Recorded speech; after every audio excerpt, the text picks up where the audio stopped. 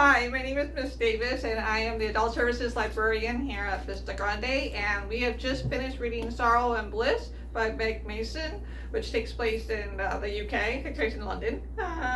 Anyways, so I have peaked as a librarian because everybody, all 15 people in attendance, hated this book. None of them liked it. I thought it was good, but I'm the only one. Everybody else didn't like it. But it made for a really good discussion. So we had that conversation. So to each his own. And if you didn't like it, then you're in the majority of the Literati members. If you did like it, you can side with me.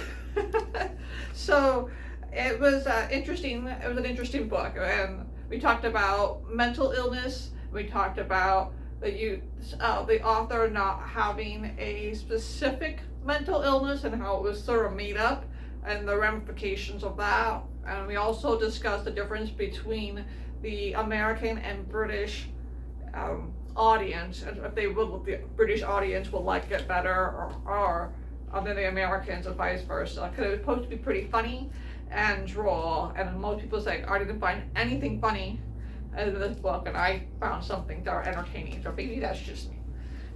So for some reader likes, if you actually did like it, which you're probably, if you didn't like it, the bar is really low. So the reader likes are probably a good shot to try.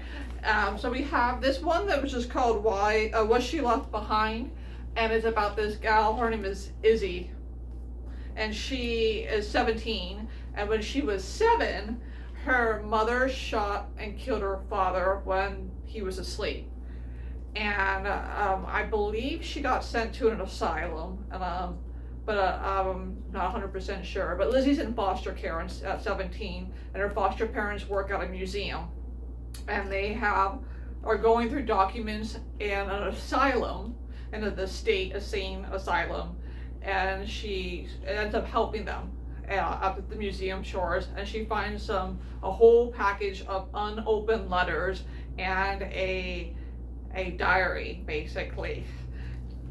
The plot thickens. So it kind of opens a window to her past. So that ties in with Sorrow and Bliss. And then this one is Your Story, My Story, about Sylvia Plath and her relationship with Ted Hughes. And it's basically from his perspective, because everybody turns Sylvia into a martyr for suicide, and he drove her to suicide, and they all blamed him. Well, whether that's true or not is all conjecture at this point.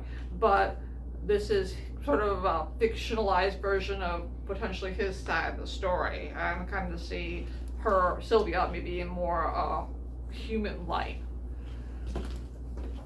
And then we have movie options. So A Man Called Ove, or Ove, depending on where you're from.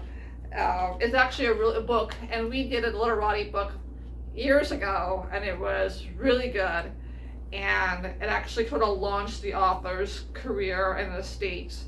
And this is the Swedish version, the Swedish film version of that book, and it kind of puts things into a face with a name, a begrudged. If you're unfamiliar with it, this old man moves in very bitter. His wife had died. He's very bitter, and he has his own plans for his life and what he's going to do with the rest of it.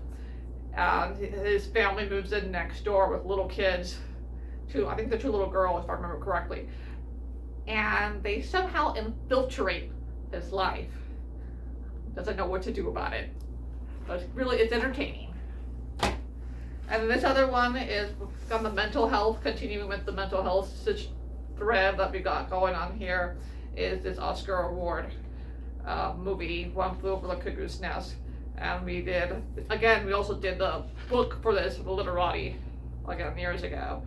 And the movie is from the perspective of more or less from Jack Nicholson's character. The book is actually from a completely different character's perspective. So if you haven't read the book, I think it'd be a really great accompaniment. But obviously this is a really good movie, and it's not feel-good movie, but a really good movie difference. So just keep that in mind. So anyway, so these are some suggestions for read-alikes and view-alikes for Sorrow and Bliss.